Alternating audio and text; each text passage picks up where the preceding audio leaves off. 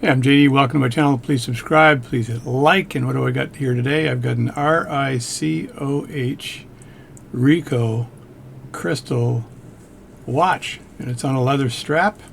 This is usually called a NATO strap. If you don't know that, then you should read up on it, because that's what it's called. This watch actually runs, but it runs extremely poorly. This is my watch, and I don't think I've ever done one of my watches. I'm always doing customer watches, but this is my watch. And it's running kind of crappy right now. This is a sort of winds. It's this will self-winding as well. If I turn this a few times, the second hand will start. See if I can get this thing going here. There we go, a little turn there. And when you press this button on top, which is a unique feature of this watch, it changes the day. And I think to change the date, this is the time. I think Sunday, yeah, that's the time. I'm not actually sure how to change the day. Maybe you spin it backwards or something. Couldn't tell you. Doesn't seem to want to change the day. I know this is the date, and it's kind of cool. It's got a kind of a cool clicky mechanism in here. So I'm going to strip this thing down. Anti-magnetic shock proof, RICOH. I think it's Japan. Yeah, it is Japan. It's waterproof, I believe, because it's not a bad looking watch. Now this watch may just require a little bit of a cleaning. I don't know, but we'll treat it with TLC and see what we can do. So this is a really simple case back opener. I don't need anything fancy for this particular watch. I think the case back is probably not squeezed on super tight, because I would have put it on. And as being my watch, I wouldn't have taken this particular watch swimming. I've got other dive watches that are much better than this, I believe. So, but I'm curious what kind of amplitude this watch is getting, because it was running kind of crappy, and I was uncertain of the amplitude it was getting. So, see if I can unscrew this. There we go. See, this is coming out pretty simple, pretty easy. And there's the watch there. Look at that. There's your basic. That's a pretty basic movement. Now I can take my camera and just take a slow motion video of this amplitude, and we can see what kind of amplitude it's getting based on the video. Let me just turn the light on here so we can see what's going on. And I'm going to take my camera, and I recommend that. Just take your iPhone and put it on slow motion and take a picture of that amplitude. You wind it up a little tiny bit more, so I know it's got a decent wind on it.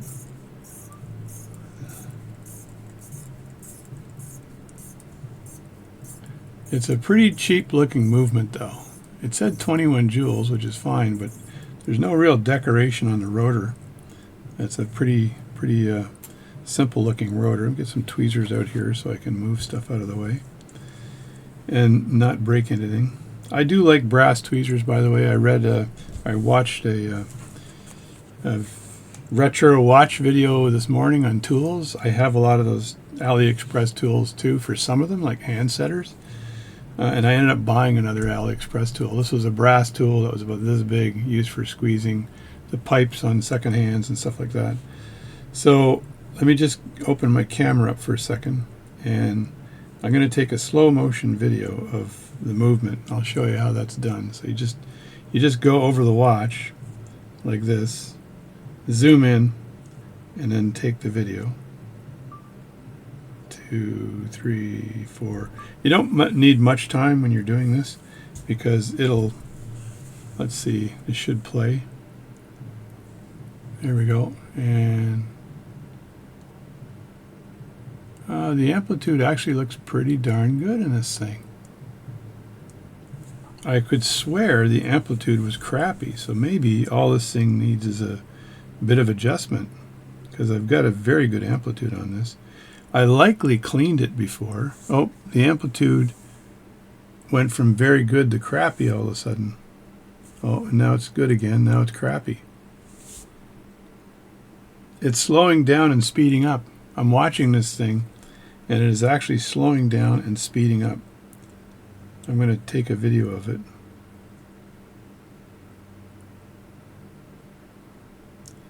Yeah, that's really weird. That is really weird. The amplitude slowing down and speeding up.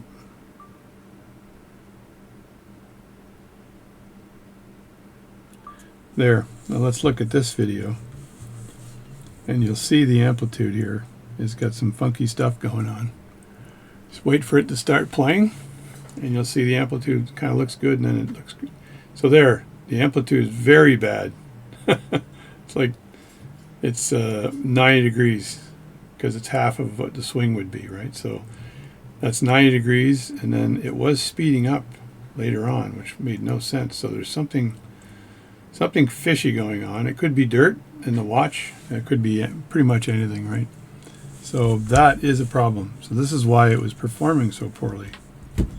And I'm not sure what part of this watch is causing the amplitude to be so poor. Because it was running really well for a few seconds, which means the balance is good on it. So we're going to just have to strip this down and have a look. The first thing I'm going to do here is just remove the rotor. And I should just be able to unscrew this here and get it out of the way. So we'll just attack the rotor for a second. There we go. I like to keep the parts together so I don't have any confusion about where stuff goes. I'm just looking inside here to see if there's any strange stuff going on. There's two movement clips here.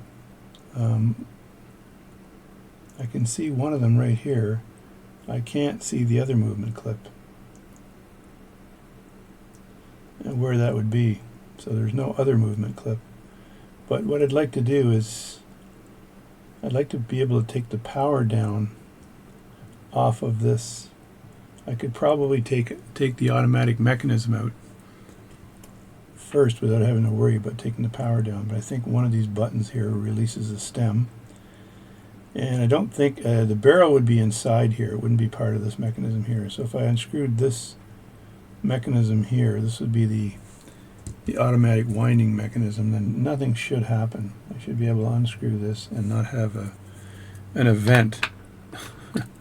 We all know about events, right? So it should keep running. It just the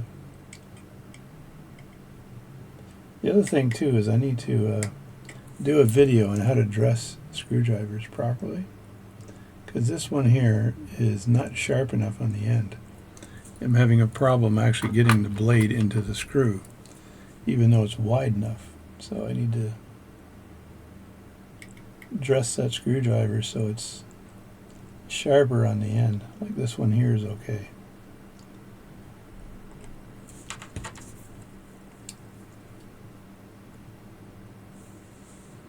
And again, I like to group the parts, and I may take my little stick out here to keep everything in place while I pull this off.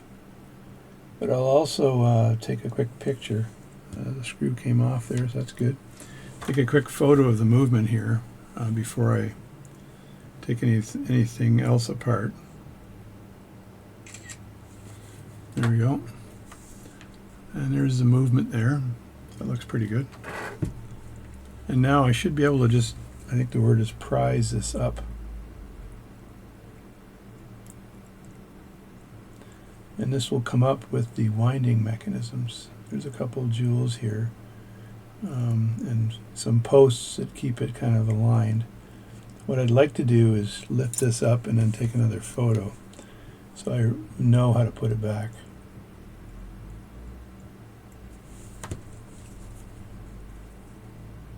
And of course I gotta prise that up a bit, and then it goes like that. So there I'll be able to take a photo of that. These gears, I'll turn this upside down and I'll put that down and take a photo of this as well, and take a photo of this, because I have not worked on one of these watches before, these made in Japan RICOH watches.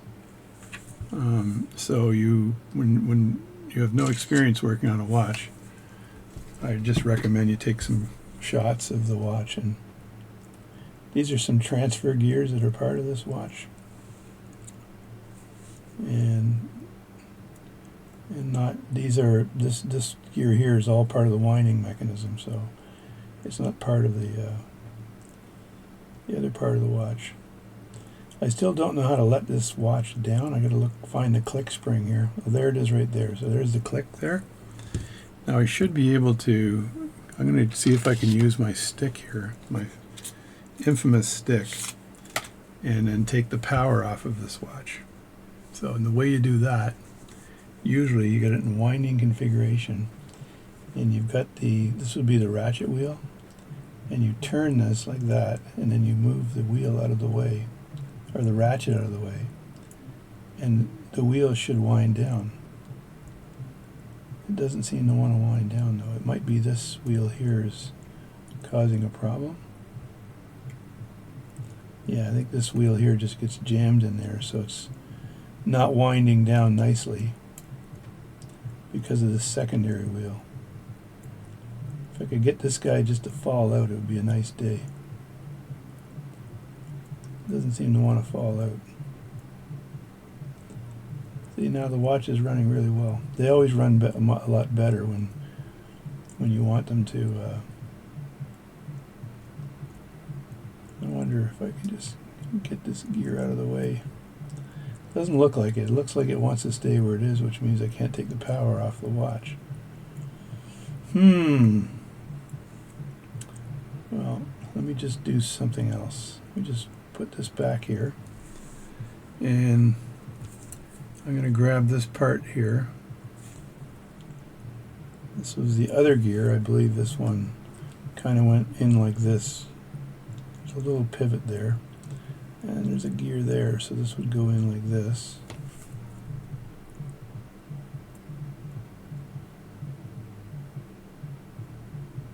Like that. And then the plate I took out, this plate just goes right on top, and there's two screws holding it in. I think the plate goes in like this. Kind of goes in. I believe I can see the two holes. Well, there's two alignment pegs. Yeah, so make sure those alignment pegs are aligned. So there's alignment peg 1 and 2. That's not a good thing. Let me just try that again here. Alignment peg 1 and 2. So they're either this way or the other way. Let me see here. There's a jewel there, so yeah, they're this way. So that would go down like this. Like that. And then this would fall into place. And I think maybe this needs to be moved a bit.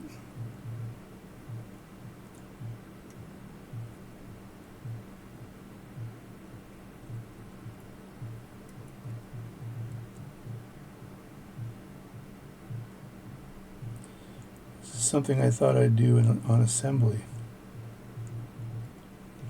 But you can tell there's gears down here that just aren't paying attention to where they're supposed to be.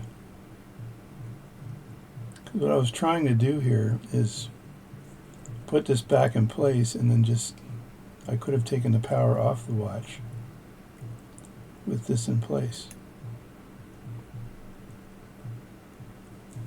So let me just lift this up again, get that out of the way. And then make sure these little gears here are in the right place here. This one would be tucked in here. It seems to be stuck a bit.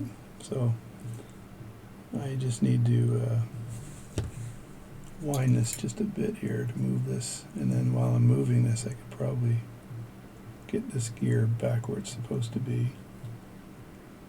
Like that. And then this gear here, I just turn the light on more, goes here, I believe. Yeah, that feels like it's in the right place. And then the plate goes on top, but something came out here. The reversing gears came out of where they're supposed to be. If you look at the bottom of the plate here for a second, causing a real mess here. Yeah, these things, I think we're going to go like this in the bottom. and then stick in here like this. I'm not sure if they're this way or the other way.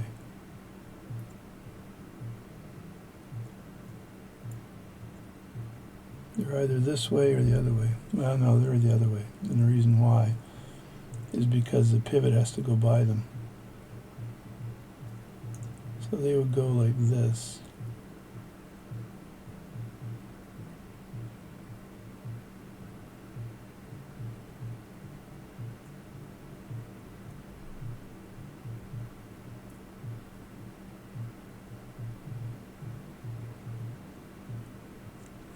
They go like that, and then this one would go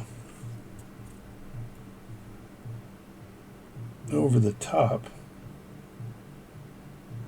And it's kind of got a holding pawl on it. So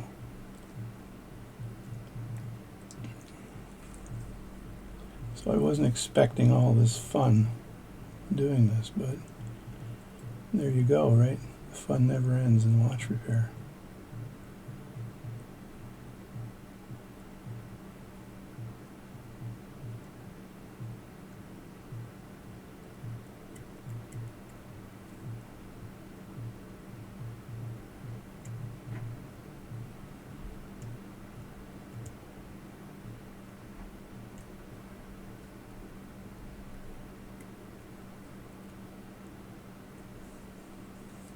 So I kind of have the plate on there.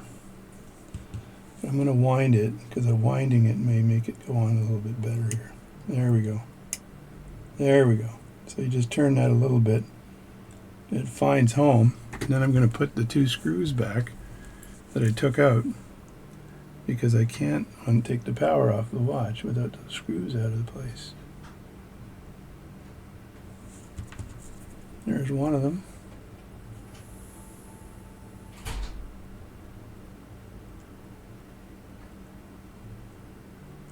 And of course, I really don't have to tighten these screws. I just need to put them back. Well, this is giving me some training for reassembly. That's the good news.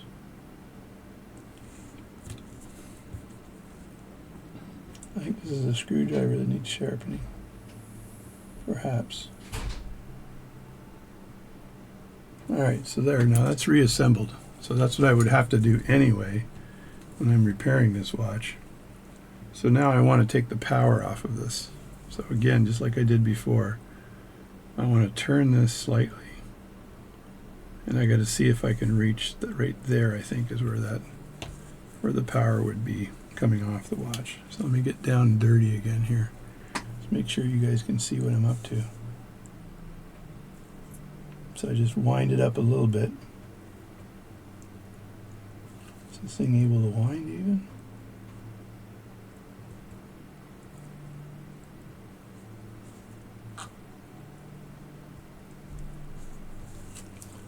I think so.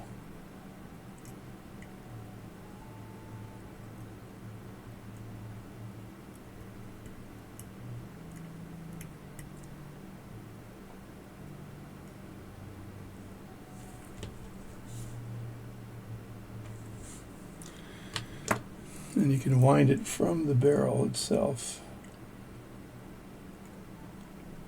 See if I'm getting any movement here from this.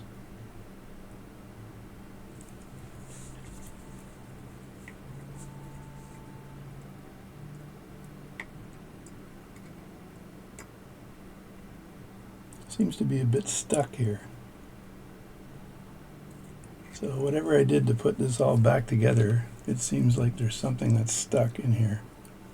I am not sure what it is. So again, the only thing to do here is to take it all apart again. So this is frustrations of watchmaking. So if you work on a watch where you don't have the specification for it and the disassembly instructions, it's a little bit more challenging. But here I've got everything kind of aligned properly, so I'm not sure what part of this watch is not coming off properly.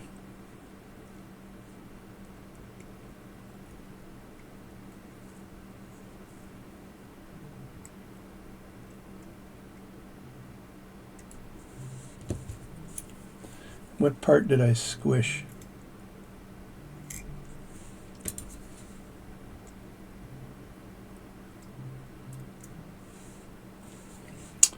Well, if this is part of the winding mechanism, I don't even need this to be in here. So I can take that out. And then the plate can go on top of this. These two wheels are fine, I think. And then if this, yeah, there's a bit more freedom now on that. But this stupid wheel here is really getting in the way. The other thing I could do is loosen the wheel, the ratchet wheel, just a bit. Don't unscrew it all the way, just loosen it enough to allow it to go up to get this other wheel out. That might solve my problem.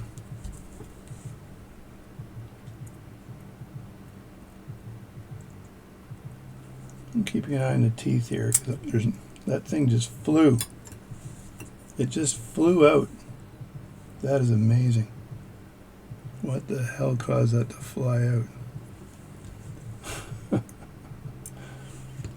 So now I've got, I don't know if I have any power left on this wheel, because the minute that flew out, the power came off the wheel. So, and if I wind this, this is not screwed down enough. Let me just try this again here. Yeah, so that is winding, and that will likely send power to the balance. There we go. So yeah, so that's all working, which is good. So nothing was broken in this event. So again, I think I can just take the power off the watch by just putting a little bit on the mainspring here, and then moving the ratchet out of the way, and just let the mainspring go like that. There we go. Now I should be able to, first of all, take another picture. Take another picture.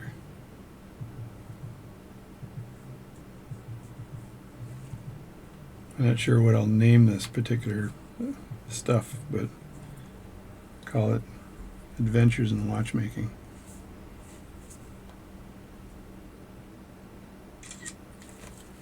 I think this thing can come out of where it is.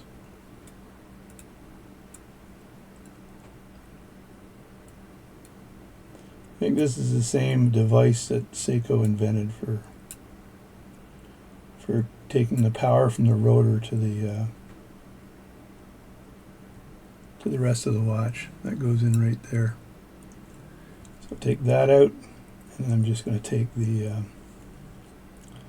I'm going to take this apart. Normally I would take the balance out, or just take the movement out and completely, but I need to take the crown out right now. So if I just pull that back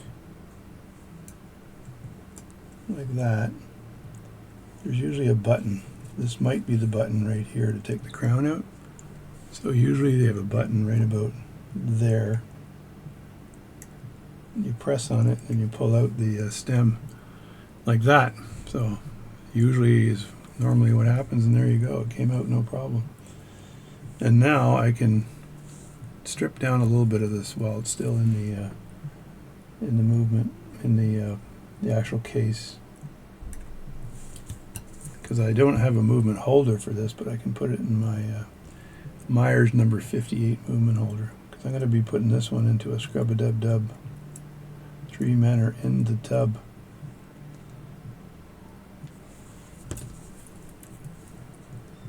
And now I think this is a crown wheel, and this can go one way or the other. You don't really know with these watches. So this goes reverse. So it's righty-loosey instead of righty-tighty. So sometimes they are. I find that if it's on one side of where the stem goes in, like this side, then it goes the other way. And if it's on the other side, it might go the other way. But that might not be the rule of thumb all the time.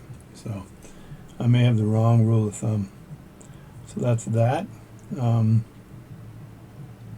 If I remove this bridge here in one giant chuck, will this all come up for me? Perhaps. Yeah, there's my movement holder as my case today. So I'm going to try doing that. This particular screwdriver is shitty. So, and the reason why is that the blade is too thick, right? So it needs to be trimmed down for it to get in the slots. Now you can do that really quickly. Now you can use either, I'll just move this out of the way real quick. You can use either an Arkansas stone, this one here, to sharpen the blades, which is probably what I'll end up using. Or you can use a plate. I use these plates for sharpening my gravers for my lathe, and they come in really handy. So one or the other. So in this case, I'll see if I can use this. Now I would normally put this on a jig to use it, but I think I can thin this down without using a jig. So, and I just move these, see if this actually works.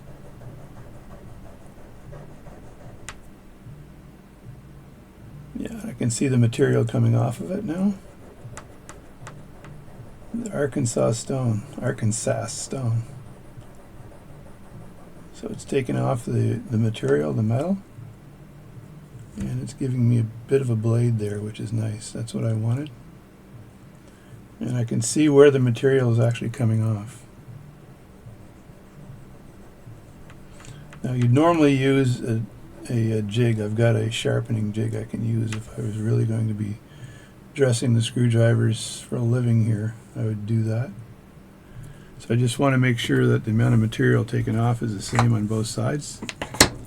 And now for the test, I remember I was having a hard time with this. Let me just move my camera in a little bit closer. Alright, so this is the screw that the screwdriver was not going into. It was the screw right here, I think. Yeah, and I was getting no grip at all, and now it's perfect. So that's just a very quick dressing of the screwdriver because it wasn't fitting in the slot. It was too fat on the end, right? I'll also check to make sure that these screws are all the same size, because you can sometimes get different size screws in these vintage watches. This watch is likely from the 60s, I think. You can kind of tell the way they're built. But the screwdriver is working really well right now.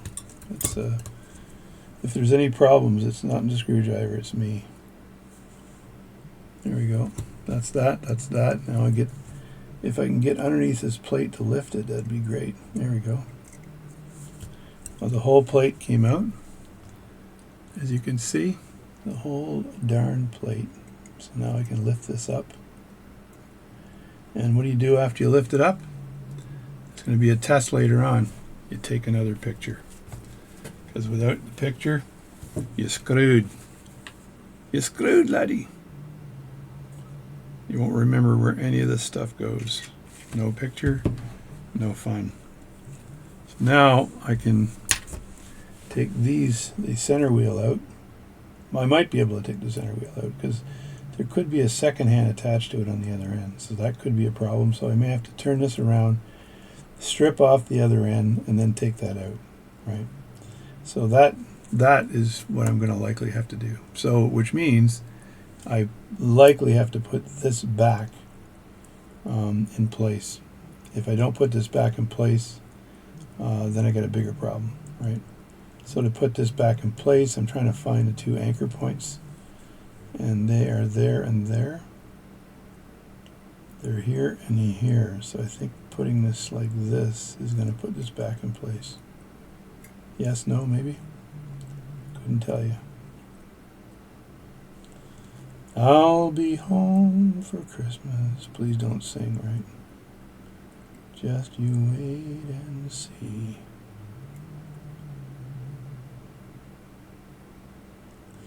So this thing is kind of floating around that center wheel. Is it upside down or right side up? Oh, I had it the wrong way. You moron. You are a moron. They're supposed to go like that.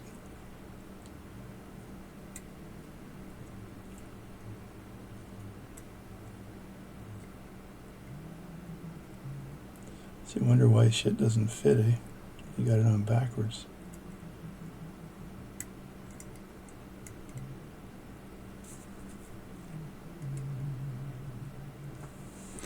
Alright, I'll be good and put some of these screws back here.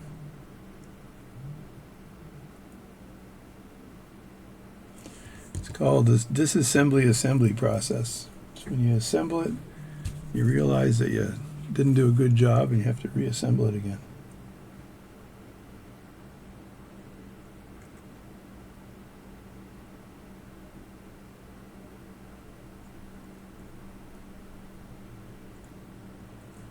I'm liking the screwdriver now. It's feeling very, very comfortable. So I'm going to put these back, but not very tight. I just need them in place enough to be able to take the movement out, and then I need to strip the front of the swatch up a bit. So, and just because I can, I think I'm going to use my professional hand removing tools. Now there's 3 screws that go in, but I'm not going to bother with the third one. I think I'll just leave it out. Or should I put it in? No, I'll put it in. If I don't put it in, I'm likely to forget about why that screw is on its own on the pad, right? And then I'm in big trouble.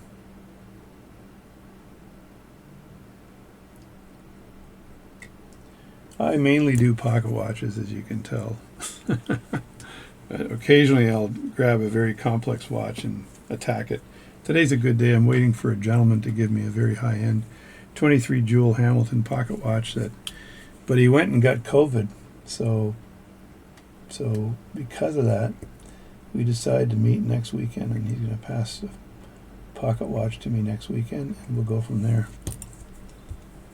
And we'll see. I can likely more used to repairing pocket watches and making parts for pocket watches than I am for watches. So there, that's out. That's out. This watch theoretically should fall right out. Theoretically. So if I put it on the pad, is it going to fall out? Let me see. There we go. It did fall out. There is Christmas. There is a Christmas. Now I can pull these hands up without putting the stem in, but I'm just going to see if I can make a point here.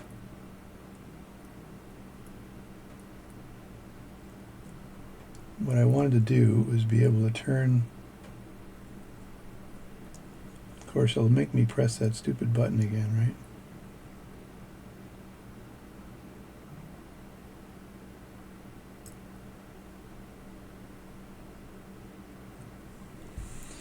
And the problem I have, to press that button, I need this watch in the movement holder. I think I'm going back and forth way too much.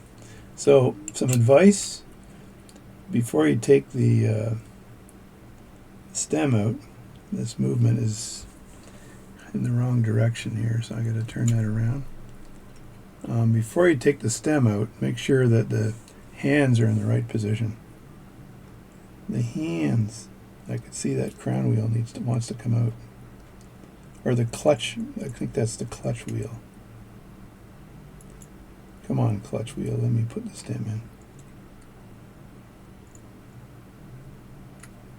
I'm fighting with it right now. There we go. So that's going in like there.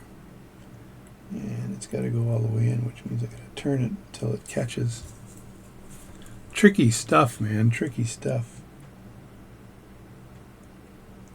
But the good news is, I press this button down. Will that help me? The good news is, it's my watch. The bad news is, it's my watch. There we go. Press that button down. I don't know if any hands are actually turning on the other side, though. Of course they're not. It's not all the way in yet.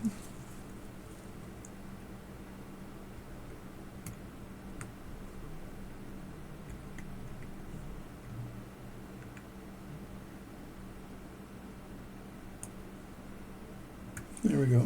So now, because I don't have the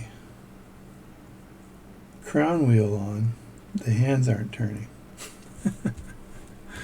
Oh my God, this is driving me nuts. Driving me nuts.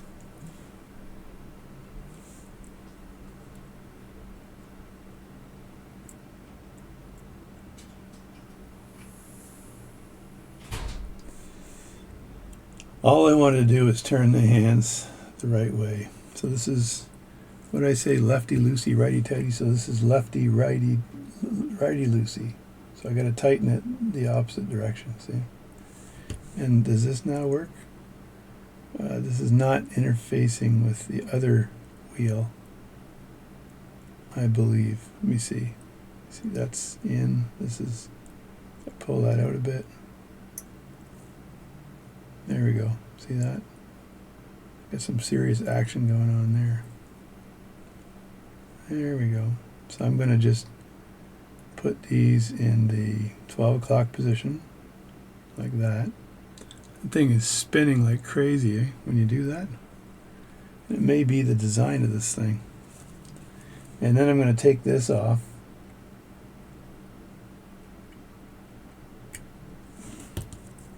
I'm not sure how much that actually had to do with anything. And then I'm going to take this wheel off here, like that. And then I'm going to push that button in and pull the stem out. I'll pull it out a bit and then push the button and pull it out the rest of the way. Like that. Stem's out. I know that gear there just wants to come out. It's dying to come out. Nah, I won't bother pulling it out. It can come out though. So that's that. That's the other thing. That's all good. I'll turn this around now without the clip in it. There's the watch and the hands are in the right direction now. So let me think, did I do everything so far? Yeah, I did everything. So that's good. So now I should be able to dump the movement.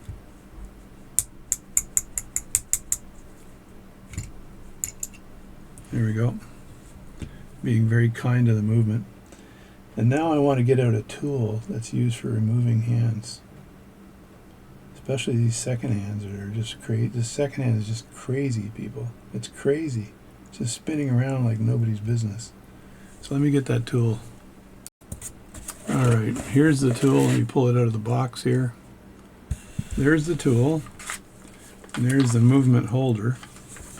And so the first thing I'm going to do is, it's funny the tool came with a movement holder, but I'll show you how this tool works. Let me just take the movement holder out.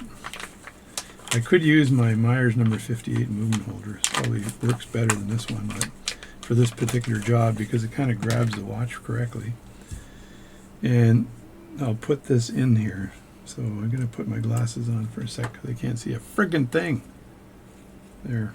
Put that in there, and I'm just going to make sure it's not squeezing on anything important, and just widen that up a bit and drop the movement in there. I'll just put it in here in the base like that, so that's in there nice and tight like that. Make sure that I've got adequate space in there. So that's it. That's the movement in the movement holder. And now this jobby-do, thingamajobby-doohickey, you get the devices and you grab this and then you turn this to pull the second hand off. So let me see if I can do this without ruining the second hand.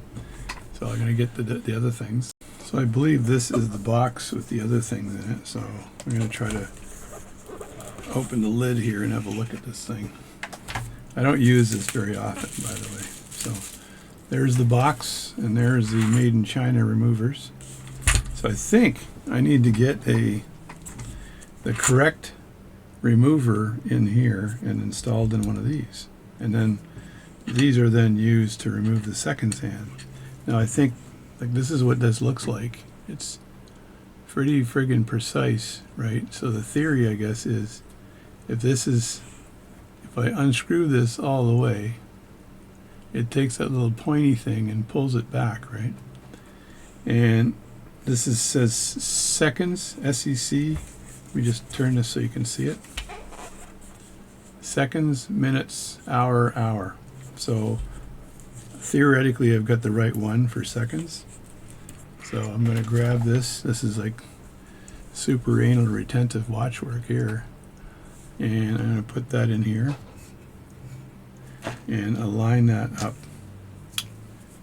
So I'm going to put that down like this. And I want to unscrew this so that little needle goes all the way out of the way. And I think I have to slide this in place. Is that right?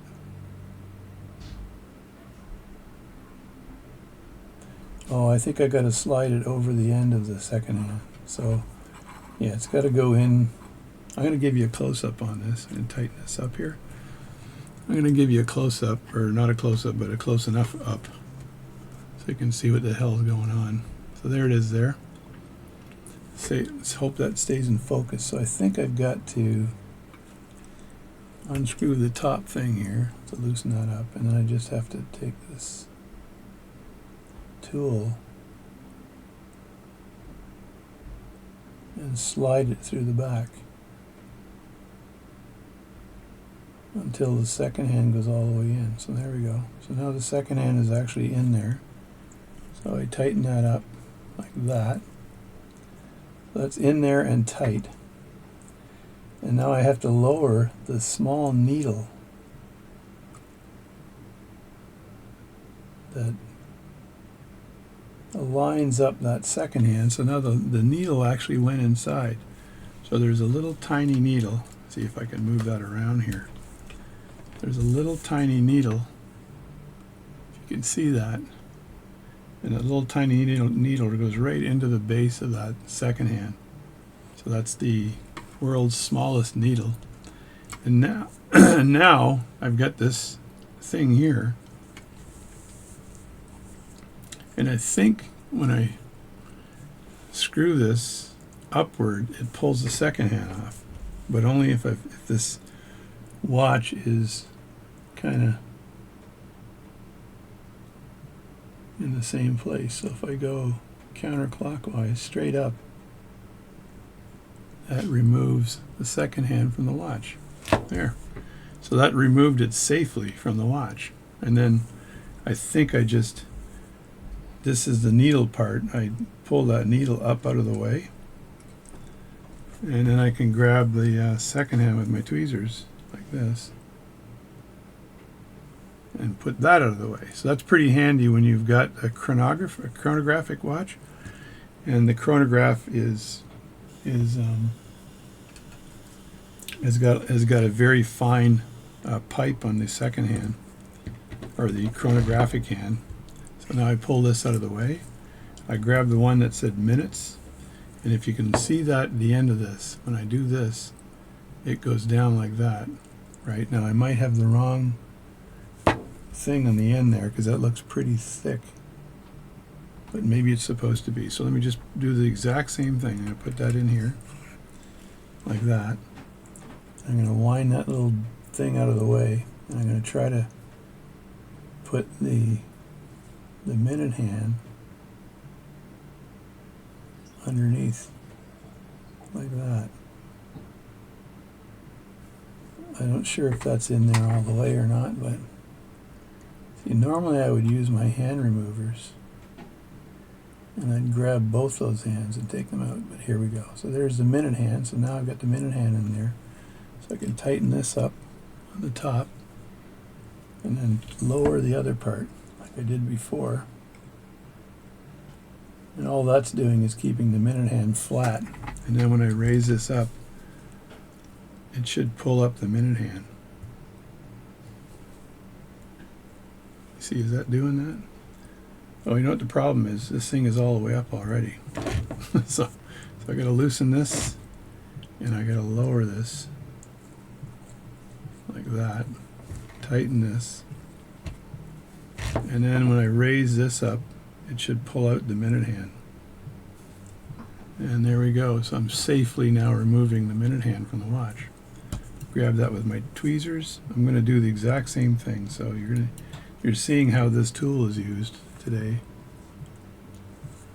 And now I got to do the hour hand. So for the hour hand, just back this up a bit. Just loosen this screw. Take this out. This is for the minute hand, and this was for the second hand. This one here. And the second hand one is the one you really have to pay attention to. And there's two hour hand ones, so I'm just assuming I'll make the assumption that one of them will work. And so you loosen this so the pipe that's on the bottom goes up, right? So it's out of the way. And then make sure you got play in this thing, so I lower it a bit. And go down here like this. And it's got to be lower than the hand itself, right?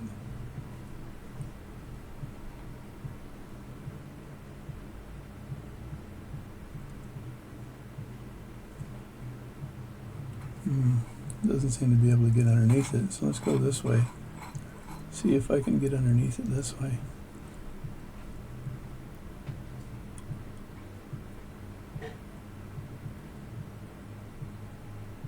There we go. So that is underneath it. You can have a look at that. You can see that's totally underneath it. Now I got to tighten this up again here, like that. And I tend to just hold on to this while I pull up.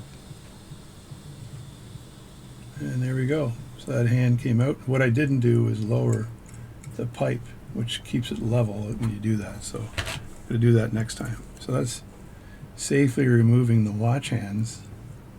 And that's just as an alternative to just using these tools where you slip this under the hands and pop them up. So you do that with pocket watches, but this is a totally safe way of doing it with very, very expensive watches where you want to remove the hands like that. So now that was the hour hand one, and it worked perfectly. No problem there at all. And that's the pipe that was in there. And you can move that out of the way or leave it where it is and put that back in the package. And so now the watch officially has the hands removed. And I can just take the face off and put that on in a different movement holder for the next part of the job. So that's it. Alright, so the hands are currently off. While I've got the face exposed, I can take a little bit of Radioactivity to it. And of course with these old watches, these indices, there's a probability of these things just getting unglued and coming off, where you would have to glue them back on. And then there's little markers here, and these markers, these tiny markers are loomed, and I don't know if maybe these markers are radioactive. Should we test for radioactivity on this thing? So this is my tester, but it seems like it needs to be charged, so I'm going to go ahead and charge this up. There we go, my Geiger counter is charging. Geiger, Mueller counter data logger. It'll be interesting to see if this watch is radioactive. I haven't charged this in a long time. So I got the watch movement on here. Turns out that the CPM counts per minute, I guess, is 22, which is really low. So there's no radioactivity in this thing here. 26 is even low. So you would see this thing go crazy if it was radioactive. I'm not sure if I've got a radioactive one up here. Let me have a look. So here's an old Gruen watch I have in the box, and those hands are absolutely radioactive. And watch how this thing goes apeshit when you. It's at 41.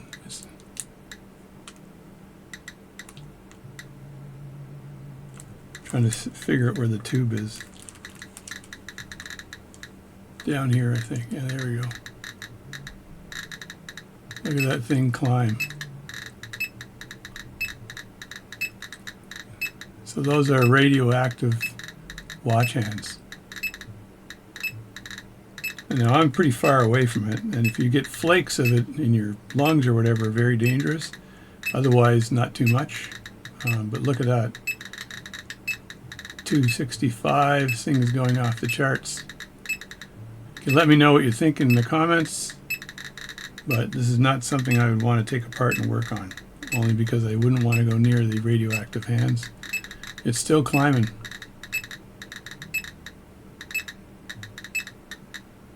Should I see how high this thing can go? So there's a very good YouTube video out there, and it has to do with the watch companies back in the 1920s discovered that they could paint hands with radioactive uranium or material. I think it's called uranium girls, and they would glow in the dark. And these girls were sprinkling this radium, I think radium. Yeah, they're sprinkling this radium on them, to spark around at night on their dresses and stuff, which is crazy. The radium girls, I think it's called. Yeah. So that's up to 502. So not good. So if you look at the RICOH watch here, there it's calming down, and it's got nothing. So the RICOH watch has calmed down completely, and you can see I pull this thing away, it's starting to count down. It's not really reacting anymore. But if I get closer, even this close, it's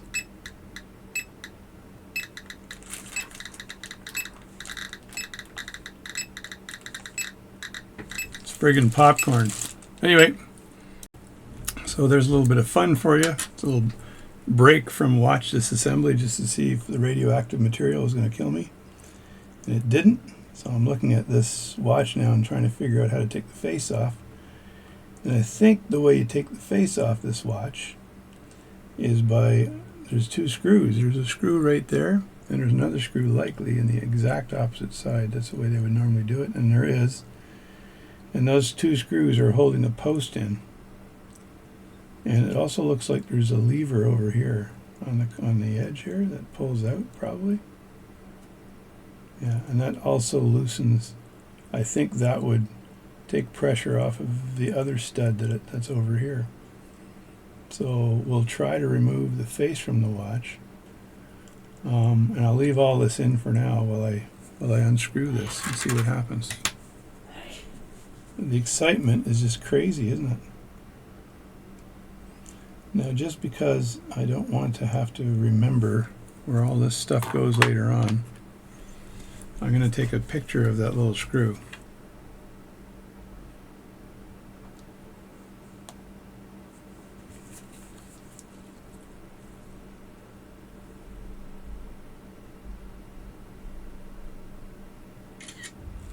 Now, on my iPhone, what I do is I take all those pictures, and that'll be my collection of photos for this particular watch, and I'll put it in a folder, and then those pictures I can refer to at a later date. So I remove this screw here, and I'm just going to loosen it, and I'm going to loosen this screw here because I'm going to tighten them back up again so I don't lose them, because once they're loose, they're basically freeing up that post that's from the watch face. I think this is unscrewing here, yeah. There we go. Now that watch face might come up. Not sure. Anyway, I'm going to prise it a little bit and see what happens. Okay, that's coming up a little bit there. And that's coming up there. That's coming up there. And there we go. So that came up. And there's the two posts there. They made these things with vigor. These things are like tough as shit. And you can see that the actual indices on this Japanese watch are going right through the plate. There's 2 holes each, and they're going right through that plate, which is pretty impressive. So this thing is a bit of a tank. Again, take a photo of where you are with a disassembly. And now I'm going to see what it takes to move these off. Hopefully, yeah, there we go. It's just coming off, which is great. Of course, there's a gear on the bottom that would move that day wheel. And then this thing, usually you have to remove this plate here to take that off. So I'm going to take another picture, because dealing with these mechanisms sometimes can be tricky. So I want to be able to remove this plate that holds a lot of that on. And I've got to get a different screwdriver. I think maybe yellow or black could be the right size.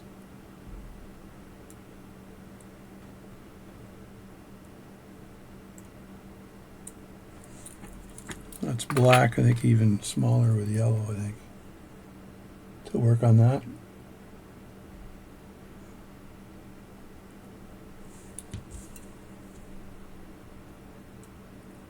And I'll keep these 3 screws with the plate, like I said earlier, because I don't want to those screws to go find their way somewhere else.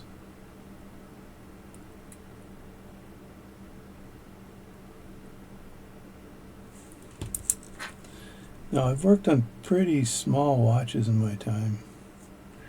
Ladies' watches. I got a couple of them from a friend out in Edmonton. A friend, an acquaintance. I guess I only met him through watchmaking. And I did a couple of his watches, some pocket watches and a watch. And I did a pocket watch, or sorry, a ladies, very small ladies watch that was a high-end watch, a Tissot. And he really liked what I did with that watch. Look at all this stuff here, boys. Look at all this stuff. Definitely more photos required. This probably has to do with the buttons. That button that you press, and it all kind of changes the. Where would that button be pressed? I'm going to screw these screws back in before I lose them.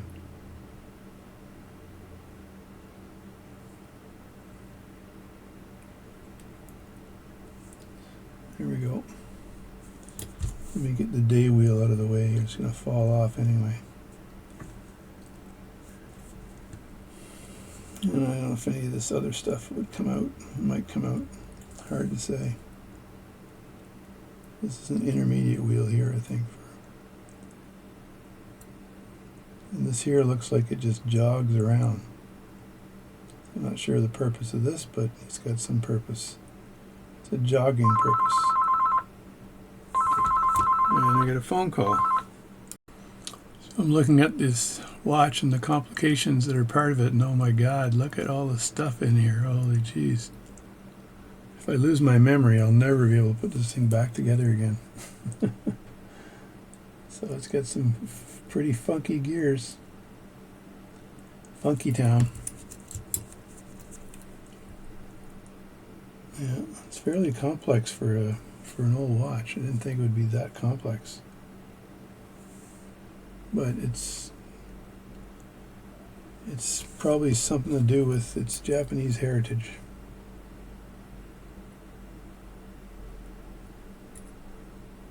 If you guys are familiar with the RICOH watch, if that's how it's pronounced, and let me know. I'll try to get this thing down to nothing. And reassembly may take me a year. Just kidding. Take out the arrow wheel. I think I could just lift up the cannon pinion probably. Yeah. Lift that up. That's good. Didn't have to worry about that. Secondary minute wheel. Take that out. It's all common in watches. It's just the funky stuff that's not like this here. I lift this up and it's beveled. So I'm going to take a picture of that with the bevel on it. So when I reassemble, I know there's a bevel there.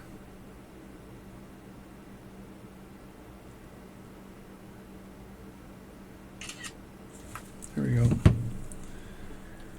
Yeah, this is there's some odd stuff in here.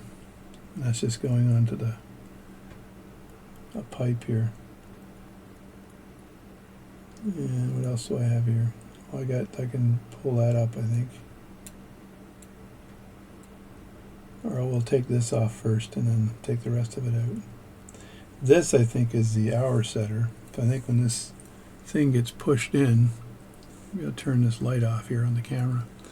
I think when this gets pushed in like that, that's, if you look at that action there, that's what was moving to set the day, like the 1st to the 31st, right?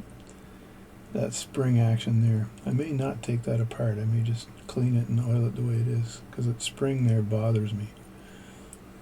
And this I can remove. This looks pretty common to your average neighborhood watch.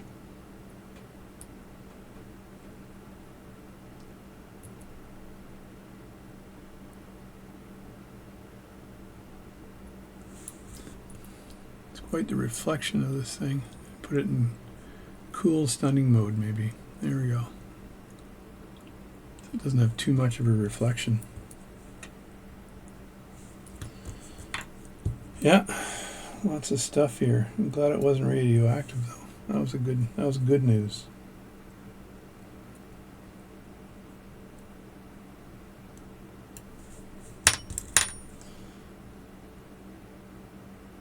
Look how these things come together. There's always fun. That's why you got to take photos. If you don't take photos, you'll never get this thing back together. That's a spring there, and I'm going to take another photo because it's going underneath the piece.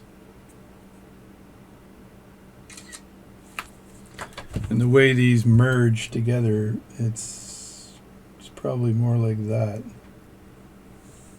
So I'm going to take another photo because that's probably more like what it's, how it's configured.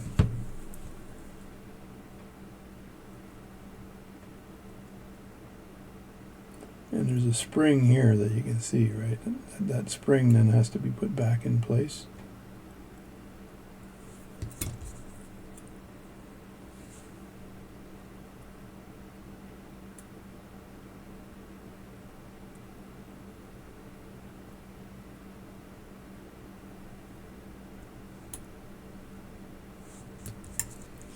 There we go. This is a removal of all the pertinent components.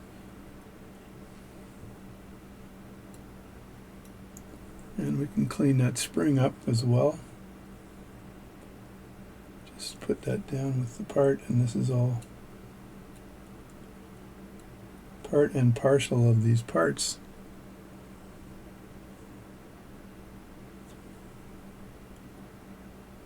This thing looks rusty as hell. See, I may take my little brush to that to get rid of some of the corrosion, because I can see a ton of corrosion on this thing. It needs some TLC, I think. I think that was the crown wheel. This wheel should just lift right up. There we go. I'll put that with the other wheels there. And this funky one, I don't know. Do I leave that in place, or do I take a close-up picture of it and remove it?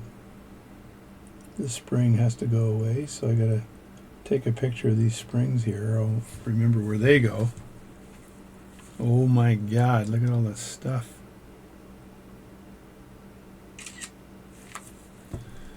Get the direction of the damn thing, right?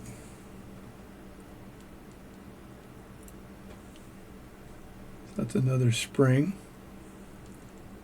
And then this spring here is kind of caught up in the screw here, so I'm not too worried about that. I am worried about this thing here. I really don't want to take that apart. I'd rather clean it and oil it. But I can take this wheel out, I think. Take a close-up picture of that.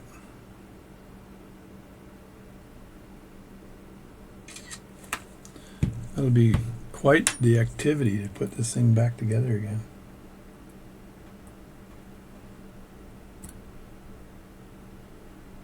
And actually get it to work. That's the tricky part.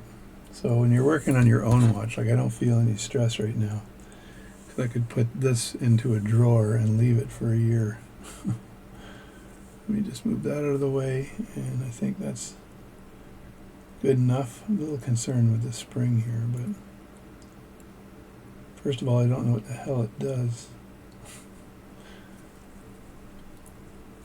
And now, after all this work, I can take out the plate, right? I can actually remove this main plate here.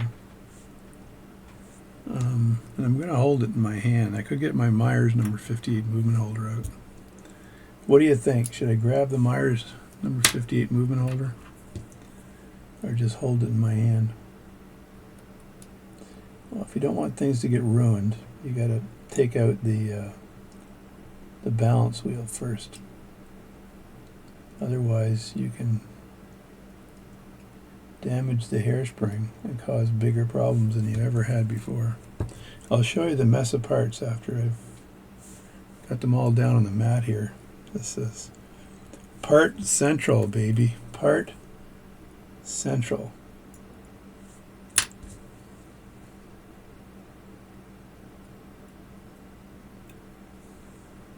I'm just going to put this over here on the mat like that. Take another picture.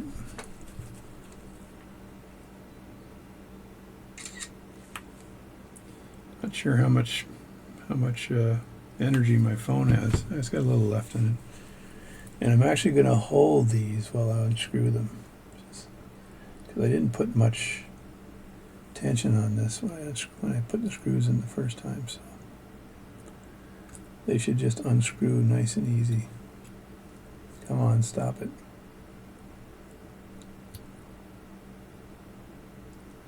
Not the best way to unscrew this, by the way, so you can put your comments in there on that crazy unscrewing technique.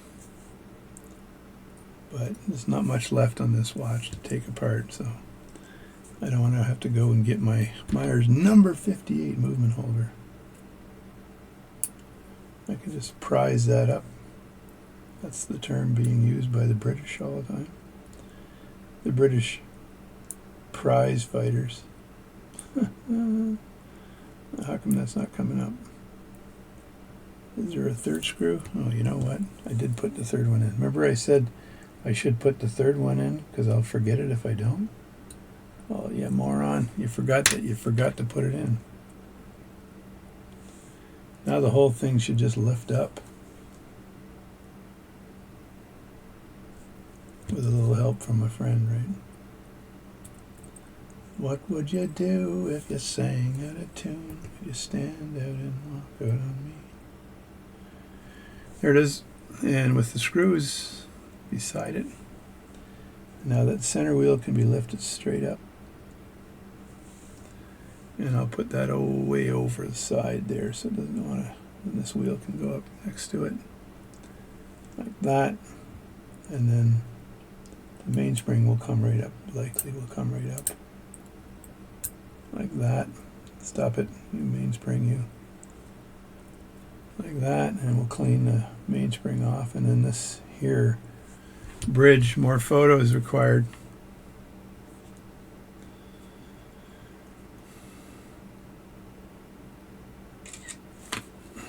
Like that, and then hold that thing while you're doing this. So I'm going to take this out too, because the escapement wheel is in the corner there. And just drop my screwdriver down through the middle. That's why you should always have this in a movement holder. So don't do what I'm doing right now. It's not a customer watch. This is my watch. It may never go back together again. I think the value of this watch, these RICOH watches, if I were to sell it, maybe if I jazz it up a bit, someone would pay $100 for it if they're a RICOH watch collector or something. But in general, no one's going to pay much money for it. I'd like to get this thing running really well, though. That would be nice. That'd be great. Yeah, the escapement is in a crazy position on this watch. But I'm going to take out, I'm going to get this bridge out of here.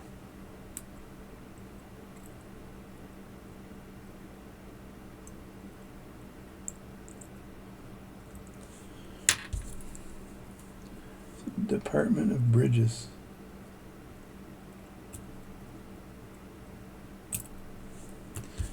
Just move it around enough and it flies out on its own. And put that next to the screws. And pick this. I think this is also called the center wheel, but I think this should just come out. You know, there's the escapement wheel. I'm gathering all the wheels in the same place here. And there's another center wheel here, and make sure nothing else dropped out. Pad's a little oily. And the last thing is the pallet fork. And there's a bridge. It's actually not a bridge because it's a cock if it's got only one screw in it. It's a bridge if it's got two in bridges. Like the one I took out of the center is a bridge. So this is called a cock. I think that's a British term. It's got to be a British term because every time we say it in North America, we giggle. So we go, yeah, that's the cock, all right. And then you giggle. Like a 2-year-old. I'm putting this over with the gears, and there's the pallet fork. That's a really weird looking pallet fork, by the way. That is very odd looking. Look at that pallet fork. Look at that. Isn't that the strangest looking pallet fork you've ever seen in your life? So this is not conventional at all. It's got to be a made in Japan pallet fork. Definitely made in Japan pallet fork. That's all good. Plate's clean. Like I said, I'm not removing this thing here. This looks like it could be a problem and a half if I remove that. Maybe after I clean it, I'll get brave. Anyway, so that's it there, and I'll put that through the wash machine. And just like that. So let me just take a look at this watch in its million pieces here, and we'll show you what it looks like on camera. All right, there it is. This is the RICOH watch, and with the case, I just throw the case back in here so you have a full picture. There's the case back, like there, and you can see all these pieces, man. I think there's a bit of complexity in this watch, more than I thought, with that funky pallet fork, and then a bit of gold trim on the case here, and the button. I'm not sure if the button, yeah, the button's still in place. The button's part of the case for changing the date. So that's the watch. So we're going to put that in the cleaning machine and scrub-a-dub-dub. I've got the cleaning baskets are in here, in my wireless charger, and we'll clean the crap out of it. Now, someone told me recently, a friend of mine told me that your watch cleaning liquid, you can put that through a coffee filter and it'll clean it up really nicely. So I'm going to try doing that perhaps tomorrow. So that's it. So I'm JD. Thanks for watching my channel, and we'll get right back to you.